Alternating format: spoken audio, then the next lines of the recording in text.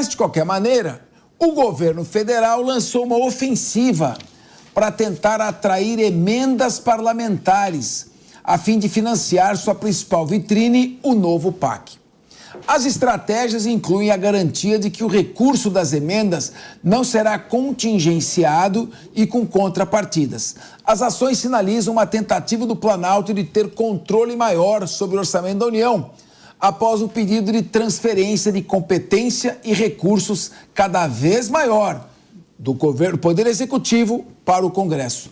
Na avaliação do governo, é preciso concentrar e direcionar recursos para as ações estratégicas delineadas pelo Planalto, evitando assim que o dinheiro seja distribuído de maneira pulverizada.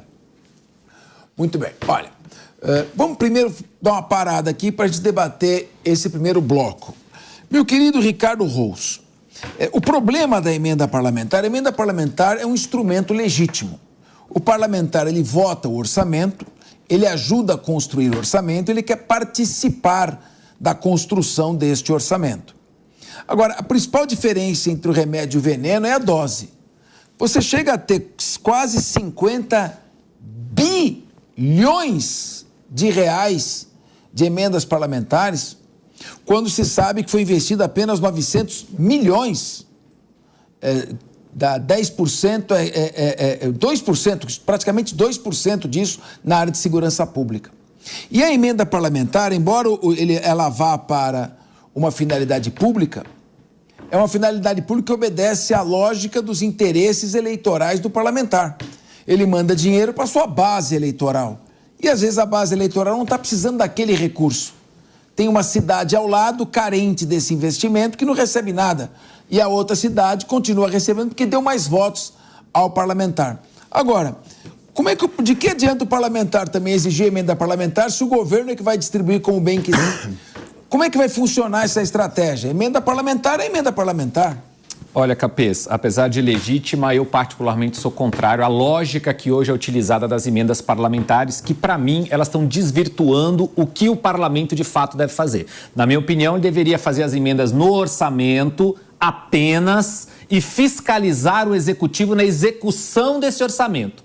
Hoje, não. Hoje o legislativo quer executar o orçamento da forma como ele quer, alimentando o seu reduto eleitoral. Isso virou uma grande bagunça, tanto que hoje o parlamento só se move através de cargos, raras exceções, obviamente, através de cargos e da liberação das emendas parlamentares, tornando a gestão do executivo muito complexa, seja lá quem for o presidente em exercício. Agora, nesse caso do PAC, o PAC 1 foi meio capenga, o 2 foi criado para tentar melhorar o 1 e o 3 agora veio criado para tentar resolver algumas questões e tentar acelerar a economia, mas não tem recurso. E o governo está passando o chapéu nas emendas parlamentares. Isso não vai funcionar direito, porque o próprio parlamento está sedento por mais cargos e por mais emendas, não vai querer tirar das suas emendas, dos seus redutos, para alimentar o PAC. Em um caso ou outro isso vai acontecer, mas na grande maioria acredito que isso não vai colar.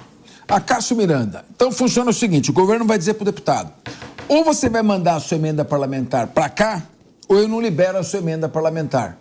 Então o deputado vai, então por que você me deu a emenda parlamentar? Agora eu vou para oposição de novo.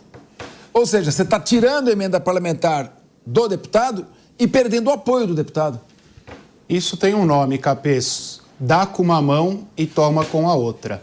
A verdade é essa, o governo dá sob a narrativa das emendas parlamentares, mas força o deputado que esse recurso seja investido no PAC, que é o principal projeto do governo.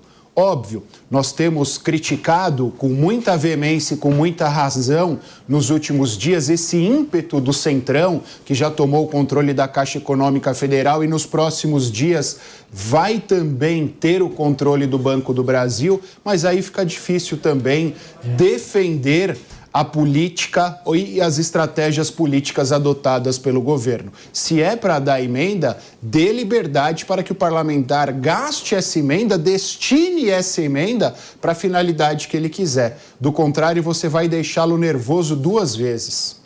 Cristiano Vilela, o governo negocia apoio do parlamentar em troca das emendas. Depois diz que a emenda não vai ser liberada, a não ser que seja do jeito que o governo quer. Essa estratégia, como a Cássio Miranda falou, de dar com uma mão e tirar com a outra, não vai provocar uma reação ainda pior, porque o Centrão, já dizia o ex-ministro Marcílio Moreira, o Centrão você não compra, você aluga. E se você não pagar o aluguel em dia, ele te despeja do apoio. Como é que você acha? Qual a sua opinião? Olha, Capês, eu acompanhei agora nos últimos dias um estudo que mostra que o governo Lula, ele tem o pior índice de aprovação de projetos no parlamento desde Fernando Collor. Isso demonstra a incapacidade que o governo tem de dialogar de forma séria, republicana com o parlamento. É um governo que se elegeu sem maioria, se elegeu numa eleição bastante polarizada, não foi capaz e não demonstrou tanto interesse em compor essa maioria, não busca discutir uma pauta que seja do interesse do parlamento, que seja do interesse da sociedade, segue sempre naquela linha das suas pautas ideológicas, daquele grupo mais próximo do governo federal e, com isso, demonstra total incapacidade em, de fato, construir maioria e se utiliza desse tipo de expediente, que é um expediente que, se embora seja legal, é um expediente que a gente não pode tolerar dentro de uma estrutura efetivamente democrática. E não é à toa que, diante de situações como essa, onde você tenha esse toma lá da cá tão deslavado,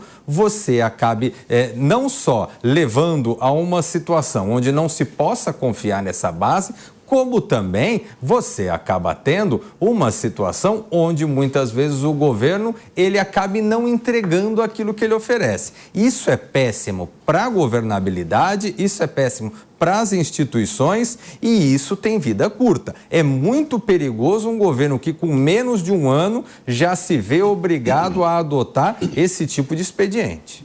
Alexandre Bissoli, o deputado, o senador, o político perdoa tudo, menos deslealdade. Pois é, Capês, nós temos um grande dilema aí, né? O Congresso aprendeu a governar por emendas, no passado era só por espaços de governo, agora com a tal das emendas, principalmente depois que surgiram as impositivas, ou seja ele da base ou não do governo, é obrigado que elas sejam pagas. E qual que é o problema disso?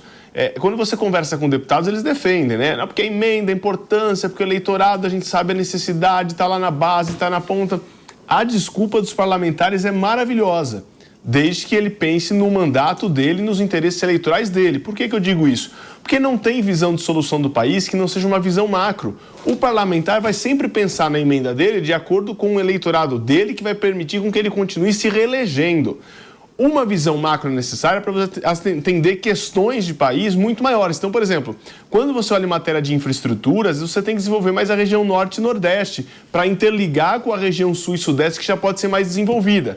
Aí você pega os deputados do sul e sudeste, principalmente São Paulo, que são 70 vagas de deputados federais, e pega esse monte de dinheiro e traz para São Paulo, um estado que já é rico, um estado que já é desenvolvido em muitas áreas. Aí cada deputado resolve fazer uma quadra no município, resolve fazer uma creche, resolve recapear uma rua. Enquanto você tem lugares no país que não tem uma única quadra na cidade, não tem uma única creche, não tem uma rua asfaltada, não tem saneamento básico. Então nós temos que achar uma solução para isso. E aí independe do governo, seja Bolsonaro, seja Michel Temer, qualquer que tenha passado. Esse sistema de emendas inviabiliza uma gestão de país com visão macro, com visão na infraestrutura, com visão nos gargalos que o país precisa superar, porque são deputados levando bilhões para os seus currais eleitorais, pensando apenas nos votos da sua reeleição.